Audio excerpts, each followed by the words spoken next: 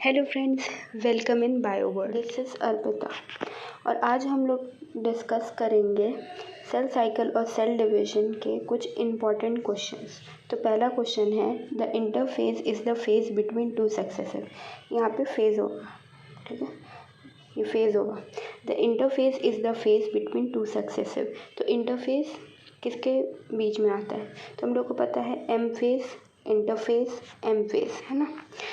तो फिर पता चल रहा है कि जो इंटरफेज है वो दो एम फेज के बीच में आता है, इसीलिए ऑप्शन नंबर सी, ठीक है। अब दूसरा क्वेश्चन है, the duration of resting phase during the cell cycle lasts more than. तो जो ड्यूरेशन है रेस्टिंग फेज का वो कितना है सेल साइकिल में। अब हम लोग को ये भी पता होना चाहिए कि जो रेस्टिंग फेज है उसको इंटरफेज भी बोलते हैं, ठीक है। तो इंटरफेज या फिर रेस्टिंग फेज का ड्यूरेशन कितना है सेल साइकिल में, 75%, 85%, 95% कि 90%। तो इसका आंसर हो जाएगा 95%, ठीक है, ये 95% हो जाएगा। अब नेक्स्ट क्वेश्चन है, which phase corresponds to the interval between meiosis and initiation of DNA replication. तो मियोसिस हो या माइटोसिस, तो पहले तो हम लोग को ये पता होना चाहिए कि इनिशिएशन ऑफ डीएनए रेप्लिकेशन होता कौन से फेज़ में है।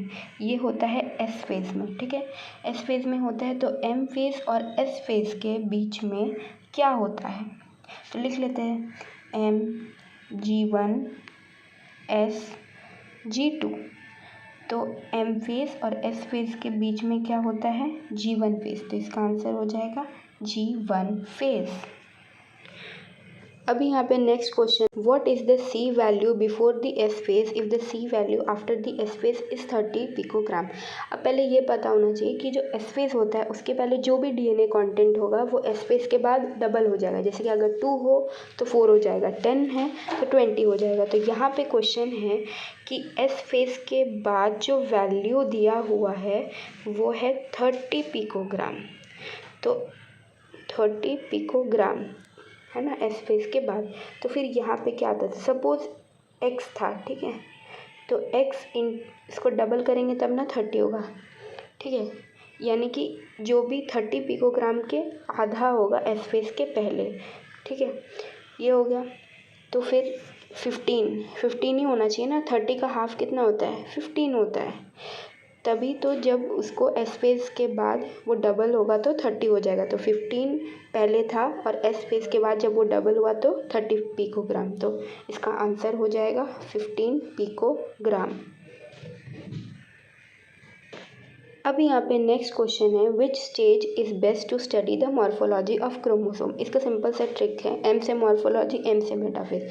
तो कौन से स्टेज में बेस्ट होता है मॉर्फोलॉजी ऑफ क्रोमोसोम की पढ़ाई करने के लिए, वो है मेटाफेज,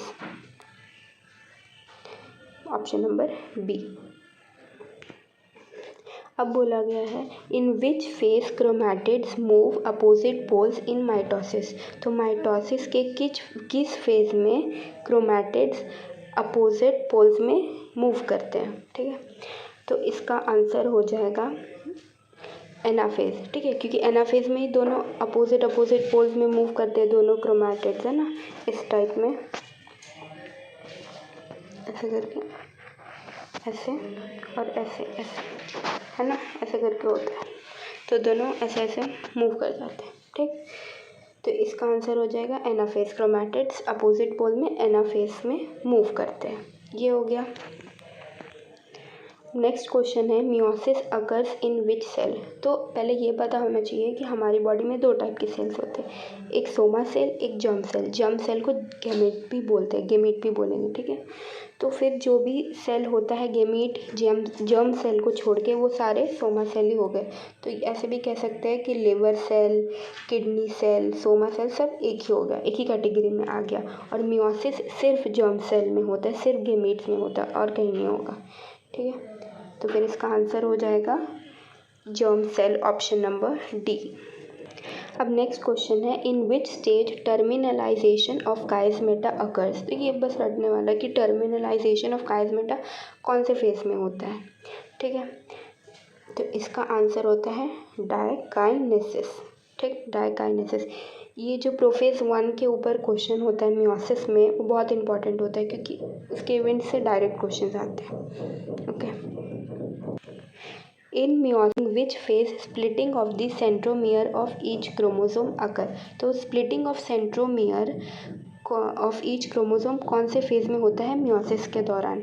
ठीक है, तो हम लोग को ये याद रखना है, ये भी काफ़ी इंपॉर्टेंट क्वेश्चन है। एनाफेज 1 और एनाफेज 2, तो एनाफेज 1 में बस होमोलोगस क्रोमोसोम अलग होंगे, लेकिन सेंट्रोमियर स्प्लिट नहीं करता है। सेंट्रोमियर स्प्लिट कब करता है? एनाफेज 2 में।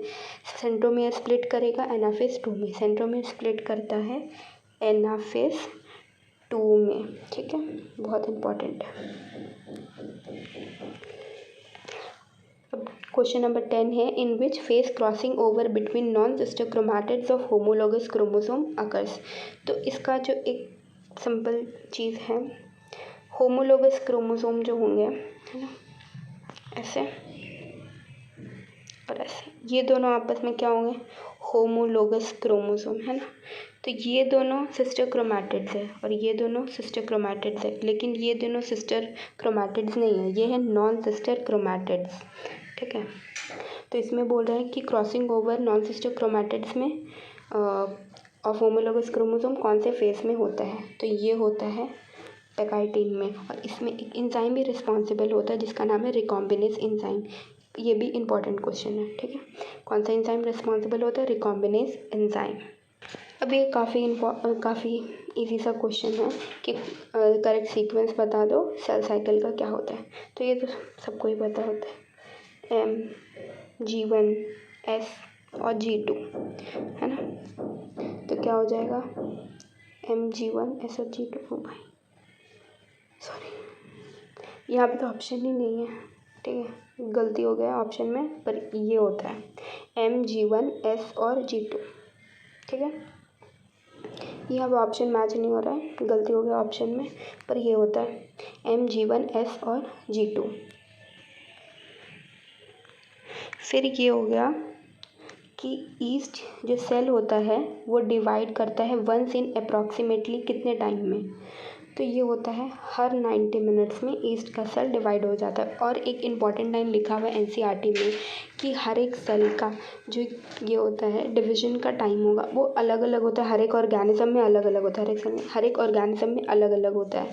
ठीक है, वैसे ही ह्यूमंस का जो हो गया डिवीजन सेल साइकिल जो होता है कंप्लीट, ह्यूमंस का सेल साइकिल कंप्लीट होता है हर 24 आवर्स में। ठीक है, तो human cell in culture show a cell cycle to be completed in approximately 24 hours. Okay, फिर यहाँ पे क्वेश्चन आता है which of the following phases of the cell cycle is not a part of interphase. तो interphase का कौन सा part नहीं है? इसका आंसर हो जाएगा G0। ठीक है, हम लोग को पता है इंटरफेज में क्या आता है G1, S और G2, G0 नहीं आता। और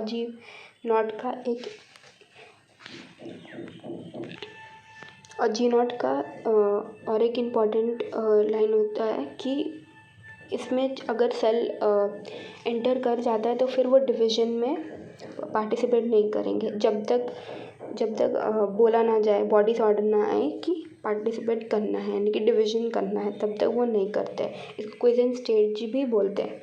ठीक है, अब हो गया in which stage DNA replication takes place. तो ये तो हम लोग पहले ही डिस्कस कर चुके हैं कि DNA रेप्लिकेशन होता है S फेज में, है ना। फिर है कि cytokinesis in animal sale tax place कौन से मेथड से और कौन से डायरेक्शन में। अब हम लोग को फिज़िक्स में ये एक कॉन्सेप्ट होता है कि जो फोर्स अंदर की तरफ लगेगा उसको बोलते हैं सेंट्रीपिटल फोर्स, है ना, सेंट्रीपिटल फोर्स, सर्कुलर मोशन में है ये। और जो फोर्स बाहर की तरफ लगता है उसको बोलते हैं सेंट्रीफ्यूगल फोर्स, है ना, सेंट्रीपिटल और सेंट्रीफ्यूगल। तो हम लोग को पता है कि जो एनिमल सेल में डिवीजन होता है वो कुछ इस टाइप से होता है, यानी कि किस तरफ मूव कर रहा है? अंदर की तरफ। और ये जो फॉर्मेशन है उसको बोलते हैं फरो। तो फरोइंग हो रहा है और किस तरफ हो रहा है? सेंट्रीपिटली, माने कि अंदर की तरफ। तो ये हो जाएगा साइटोकाइनेसिस एनिमल सेल्स में किस टाइप में होता है? फरोइंग होता है और सेंट्रीपिटल होता है। ठीक है, अब हो गया in which phase disintegration of nuclear membrane takes place. तो हम लोग को पता है ER गोल्जी ये सभी चला जाता है प्रोफेज में, है ना। तो फिर इसका आंसर क्या हो जाएगा, प्रोफेज। अब आता है cytokinesis in centripetal, it occurs by which method और विच डायरेक्शन। तो हम लोग अभी डिस्कस किए कि जो फोर्स अंदर की तरफ लगेगा सर्कुलर में तो वो हो जाता है सेंट्रीपीटल, और जो बाहर की तरफ लगता है उसको बोलते हैं सेंट्रीफ्यूगल, है ना, सेंट्रीपीटल और सेंट्रीफ्यूगल। अब प्लांट्स में कैसे होता है कि यहाँ पे एक सेल प्लेट बनता है, ठीक है, और वो बाहर की तरफ मूव करता है इस तरफ। तो क्या हो गया, प्लांट्स में क्या बना, सेल प्लेट, है ना, और किस तरफ मूव किया, इसका डायरेक्शन किस तरफ है, बाहर की तरफ, यानी कि सेंट्रीफ्यूगल। तो इसका आंसर क्या हो जाएगा, सेल प्लेट और सेंट्रीफ्यूगल। अब आता है question number 19, zygotene of prophase 1 is characterised by. तो जो जाइगोटीन होता है प्रोफेज 1 का, ठीक है, ये प्रोफेज 1 किस चीज़ से कैरेक्टराइज करते हैं, तो ये होता है साइनेप्टोनिमल कॉम्प्लेक्स। साइनेप्टोनिमल कॉम्प्लेक्स बनता है जाइगोटीन में, जो प्रोफेज 1 का पार्ट है मियोसिस के, जाइगोटीन में होता है। और ये जो प्रोसेस होता है ना, द फॉर्मेशन ऑफ साइनेप्टोनिमल कॉम्प्लेक्स, उसको क्या बोलते हैं, साइनेप्सिस, ठीक है, उस प्रोसेस को बोल देंगे साइनेप्सिस, ठीक है। अब नेक्स्ट क्वेश्चन है, in which phase prophase 1 formation of chiasmata takes place. तो एक क्वेश्चन था कि टर्मिनलाइजेशन कब होता है, वो होता है डिप्लोटीन में, टर्मिनलाइजेशन होता है डायाकाइनेसिस में, और जो फॉर्मेशन होता है वो कब होता है, डिप्लोटीन में, ठीक है। तो ऐसे याद रखेंगे, DD पहले कौन सा आता है, डिप्लोटीन। तो अगर पहले कोई चीज़ बनेगा तब ना वो ख़त्म होगा, तो फॉर्मेशन पहले वाले D में होगा, यानी कि डिप्लोटीन में, और दूसरे में डायकाइनेसिस। इसका प्रोफेज 1 का एक ट्रिक भी होता है, आई थिंक बहुत लोग जानते होंगे, लता ज़रा पानी दे दो। तो लता ज़रा पानी दे दो, ठीक है। तो लेप्टोटीन, जाइगोटीन, पैकीटीन, डिप्लोटीन, डायकाइनेसिस, ठीक है। ऐसे याद रखेंगे, D में कंफ्यूज नहीं होंगे कि एक बड़ा ट्रिक है तो लास्ट वाला बड़ा होगा, मतलब कि ये होगा डायकाइनेसिस होगा, स्पेलिंग लॉन्ग होगा, ठीक है। तो लता ज़रा पानी दे दो, ठीक। अब नेक्स्ट है, number of chromosomes is reduce to half during, ठीक। तो नंबर ऑफ क्रोमोसोम्स किस में आधे होते हैं, मियोसिस में, माइटोसिस में। अब मियोसिस में भी दो होता है ना, 2 फेज़ होता है, एक मियोसिस 1 होता है, एक मियोसिस 2 होता है। तो कौन से वाले में होता है, तो ये होता है मियोसिस 1। हम लोग को पता है कि जो पहला वाला मियोसिस होता है ना वो रिडक्शनल होता है, और जो सेकेंड वाला उसको इक्वेशनली बोलते हैं। तो आधे कौन से में होंगे, आधे कौन से में होता है, वो होता है मियोसिस 1, ठीक है। अब ये हो गया कि question number 22, in which phase recombinase enzyme is used. तो रिकॉम्बिनेज इंजाइम जो होता है वो यूज़ होता है हम लोग के पैकेटीन में। ये क्वेश्चन हम लोग जब डिस्कस कर रहे थे पैकेटीन में क्रॉसिंग ओवर होता है, तब भी हम थोड़ी देर पहले ही बताया था आप लोग को कि यहाँ पे एक इम्पॉर्टेंट इंजाइम भी रिस्पॉन्सिबल होता है, दैट इज़ रिकॉम्बिनेज। तो यहाँ पे वही क्वेश्चन आ गया, ये पैकेटीन में होता है, ठीक है। अब नेक्स्ट क्वेश्चन है, in which phase spindle fibre is attach to kinetochore. तो सपोज ये हो गया हम लोग का क्रोमोसोम, है ना, तो इसके साइड्स में ऐसे सर्कुलर स्ट्रक्चर होता है। ये इतना अच्छा ड्राइंग में नहीं बन पा रहा, बट सर्कुलर स्ट्रक्चर होता है, डायग्राम्स होंगे बुक में, आप लोग देख सकते हो। तो इससे स्पिंडल फाइबर अटैच हो जाता है। तो ये जो प्रोसेस है ना वो कहाँ पे होता है, कब होता है, तो ये होता है हम लोग के मेटाफेज में। और एक इम्पॉर्टेंट चीज़ बताए थे मेटाफेज में, एम से मेटाफेज, एम से मॉर्फोलॉजी। तो क्रोमोसोम्स की मॉर्फोलॉजी पढ़ने के लिए जो बेस्ट स्टेज होता है वो होता है मेटाफेज, दोनों इम्पॉर्टेंट है। और मेटाफेज में जो क्रोमोसोम्स होते हैं ना वो ऐसे करके अलाइन हो जाते हैं, ऐसे, ठीक है। तो ये एक मेटाफेजिक प्लेट बनाते हैं, इसको मेटाफेजिक प्लेट भी बोलते हैं। तो ये भी मेटाफेज का एक इम्पॉर्टेंट फीचर होता है, ठीक है। ऐसे करके अलाइन हो जाएंगे, ऐसे ऐसे, ये वाला डालो, ऐसे करके अलाइन हो जाते हैं, ठीक। अभी यहाँ पे बोला गया है, in which phase nucleus Golgi complex और ER रिफॉर्म्स। तो वापस से कब बनता है, तो वापस से बनता है ये टीलोफेज में, है ना। टीलोफेज में बनता है। वापस से nucleus, Golgi complex, ER, endoplasmic reticulum और फिर न्यूक्लियर मेम्ब्रेन सब वापस आ जाता है टीलोफेज में। ठीक है, ये हो गया। फिर एक इम्पॉर्टेंट क्वेश्चन यहाँ पे है कि जो मियोसिस होता है ना और माइटोसिस होता है, तो जो माइटोसिस होता है वो होता है हम लोग का इक्वेशनल डिवीजन और माइटोसिस, और जो मियोसिस हो गया वो हो गया रिडक्शनल डिवीजन। ठीक है, एक मियोसिस होता है रिडक्शनल और माइटोसिस होता है इक्वेशनल। ठीक है, तो अब आप लोग ही सोचिए कि अगर यहाँ पे 2n है तभी तो ये n होगा ना। अब ये 2n है तो ये 2n ही होगा। अब हम लोग को पता होता है कि जो यूनिसेलुलर मोस्टली वो हम लोग का एसेक्सुअल रिप्रोडक्शन होता है, कोई फ्यूजन नहीं होता है ना, फर्टिलाइजेशन नहीं होगा। और जो ये सेक्सुअल रिप्रोडक्शन है उसमें फर्टिलाइजेशन होता है, तभी ना n और n फ्यूज़ करके 2n होगा। मतलब कि जो प्लॉइडी लेवल है वो ऑर्गेनिज्म के प्रोजेनी में भी और जो फ्यूचर जनरेशन है और या फिर जो पास्ट जनरेशन है दोनों में प्लॉइडी लेवल सेम होना चाहिए, नहीं तो हाथी का बच्चा पता नहीं क्या बन जाएगा। मतलब कहने का यही मतलब है कि जो ऑर्गेनिज्म है उसका प्लॉइडी लेवल सेम होना चाहिए, डिसरप्ट नहीं होना चाहिए, अलग नहीं हो जाना चाहिए। तो सिंपल से हमको यही कहना है कि जो माइटोसिस होता है ना वो यूनिसेलुलर में होगा और जो मियोसिस होता है वो मल्टी सेलुलर में होगा। ठीक है, तो हम लोग को पता है animals multi cellular, plants multi cellular, fungi भी मल्टी सेलुलर। इसका एक एक्सेप्शन होता है ईस्ट, है ना, ईस्ट इसका एक्सेप्शन होता है, ईस्ट यूनिसेलुलर होता है। ठीक है, और अमीबा यूनिसेलुलर। तो इसमें तो ये बोला नहीं गया, तो अभी इसको हम लोग कंसिडर नहीं करेंगे, बट एज अ पॉइंट हम बता दिए कि फंजाई में जो यूनिसेलुलर एक ऑर्गेनिज्म भी होता है दैट इज़ ईस्ट, है ना। तो माइटोसिस किस में होगा? यूनिसेलुलर में, ये याद रखना है। तो यूनिसेलुलर यहाँ पे क्या है? अमीबा है।